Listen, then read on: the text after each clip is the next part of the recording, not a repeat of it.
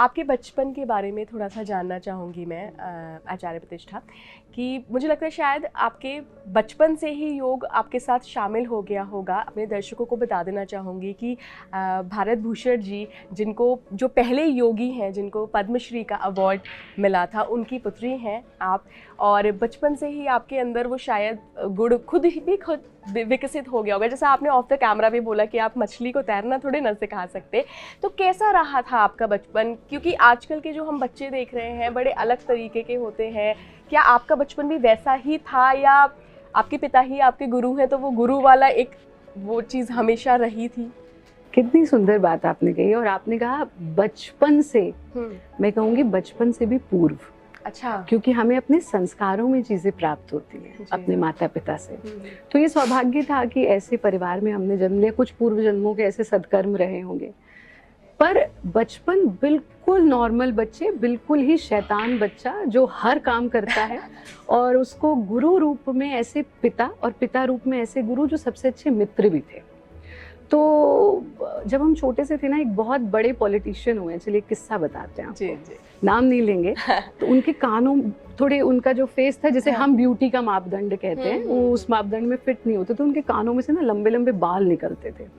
हम तो छोटे से थे, हमें तो पता भी नहीं था कि अच्छा ये पॉलिटिशियन है, ये है। तो वो रोज हमको उसी नाम से बुलाते थे, तो हम बड़े खुश हो जाते थे, हाँ हमारा ये भी एक नाम है।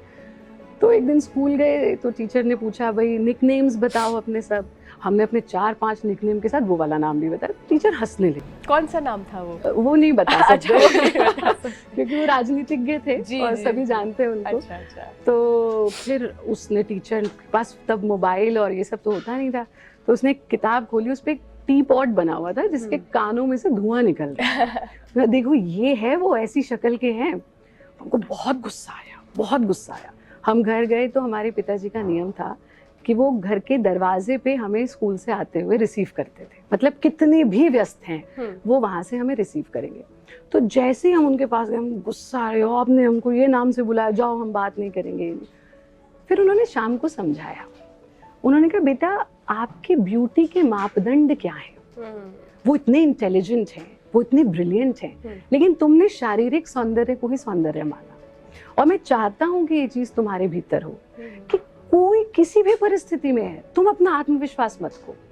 तुम क्या हो, कैसे हो, यही तुम्हारा यथार्थ है, और उसमें हम आत्म उन्नति कितनी कर सके। क्योंकि हम जब कहते हैं ना, योग का अर्थ है आत्म से परम आत्म की यात्रा, तो हमको एक आउटर वर्ल्ड में आत्मा सुनते ही लगता है वो पेड़ के ऊपर टंगी हुई आत्मा होगी है, और परमात्मा सुनते ही लगता है कोई है जो बहुत दूर है। बट इसके शाब्दिक अर्थ को समझो तो आत्म यानी मैं, परम आत्म मेरा best version. So how I can become my best version, this is the journey of योग। तो आत्म से परम आत्म, हम सब उस परम पिता परमेश्वर की संतान है। आपको कोई कहता होगा, अरे इला जी आपका तो मुंह माँ जैसा है, या कोई अच्छी आदत हुई ये पिताजी जैसी है? तो ऐसे ही उसके भी सारे गुण हमारे अंदर हैं, क्योंकि वो परम पिता है। बस हमें उन गुणों को निरंतर साधना से जागृत करना है। तो बाल्यावस्था बड़ी आनंद की रही। एक बार हम आकर के सो गए तो पिताजी ने उठा दिया, बोले आज कोई पुरुषार्थ किया? हमने कहा नहीं आज तो कुछ नहीं किया। बोले जाओ कोई पुरुषार्थ करके आओ, किसी की सेवा करके आओ, फिर सोना।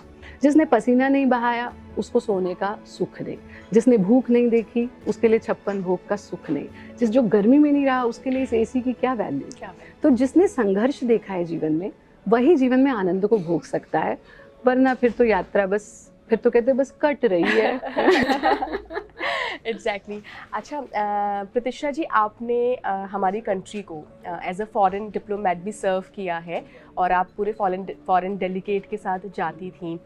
आपका जो स्किल था वो सॉफ्ट डिप्लोमेट का स्किल माना जाता था। तो क्या ज़रूरत पड़ी, मतलब इतने सारे डिप्लोमेट्स हैं, इतने सारे नेताजी तो जा रहे हैं, साथ में मिनिस्टर्स जा रहे हैं, तो क्यों ज़रूरत पड़ी कि भाई कोई बाहर किसी दूसरी कंट्री में एक सॉफ्ट डिप्लोमेट को भी लेकर जाए? क्या वजह थी?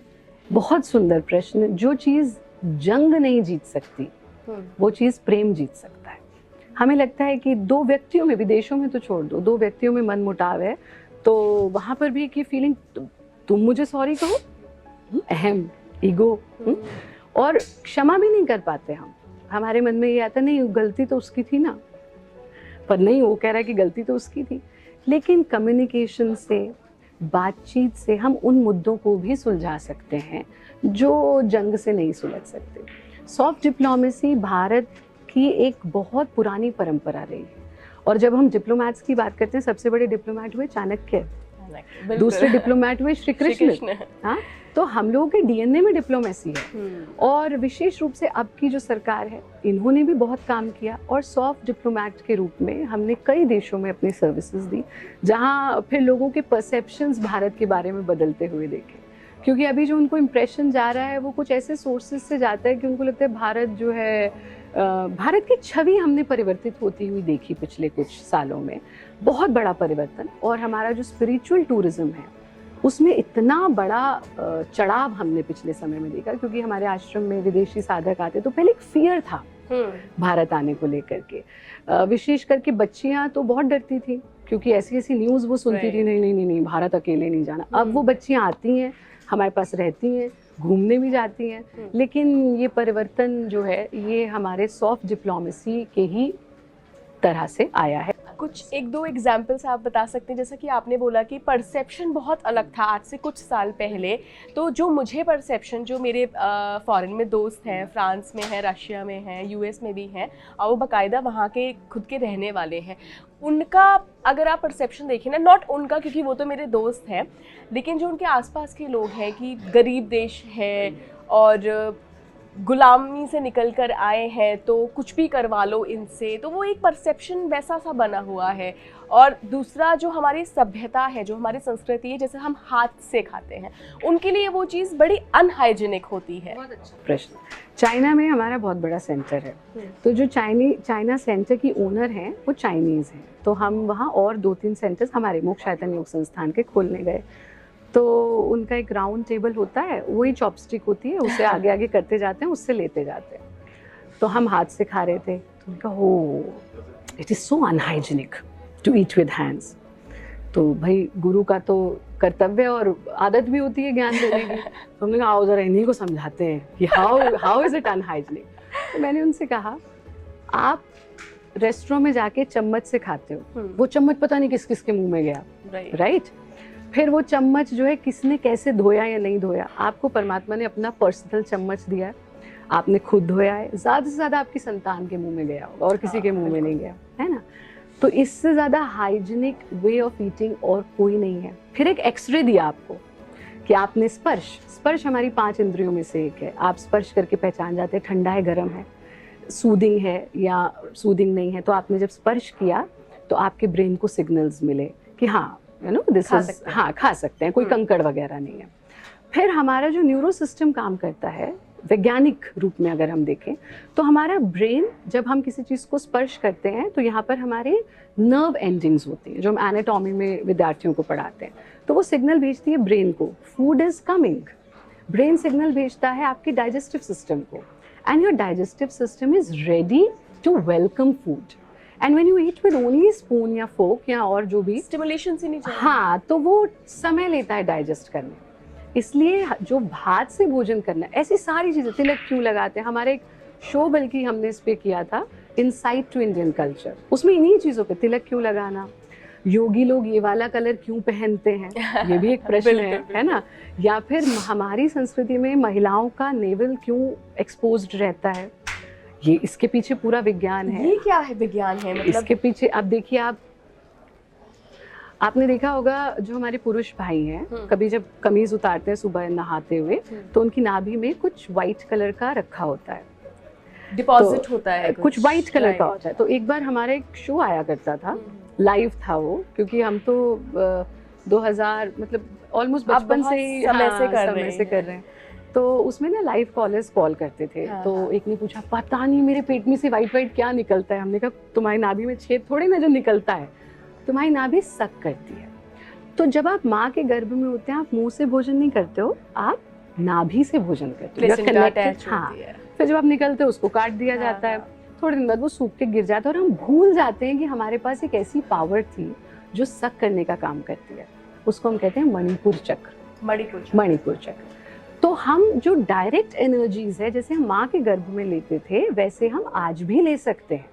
और सूर्य की जो ऊर्जा है, अभी क्या होता है, वेजिटेरियन लोग उन पौधों को और सब्जियों को खाते हैं जो सूर्य की ऊर्जा से उगते हैं, नॉन वेजिटेरियंस उन वेजिटेरियंस को खाते हैं जो उस ही सब्जी को खा करके बड़ा हो रहा है। So ultimately the source of energy is sun.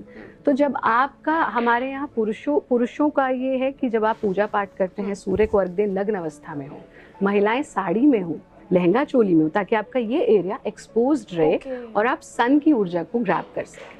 तो इस तरह से बहुत सारे उसमें हमारे यंगस्टर्स बड़े प्रश्न करते हैं, क्योंकि उनकी गलती नहीं है, उन्हें कोई बताने वाला नहीं। तो जितने भी आप जिनको रिचुअल कह रहे हैं, उनके सबके पीछे विज्ञान है, और भाई अगर वो समझ आ गया तो आत्मविश्वास की फिर कोई कमी है ही नहीं। और लोग हमें ऑर्थोडॉक्स कहते हैं, हमारे यहाँ तो पूरा आप जैसा बता रहे हैं कि नाभि को तो ओपन रखने का कल्चर है।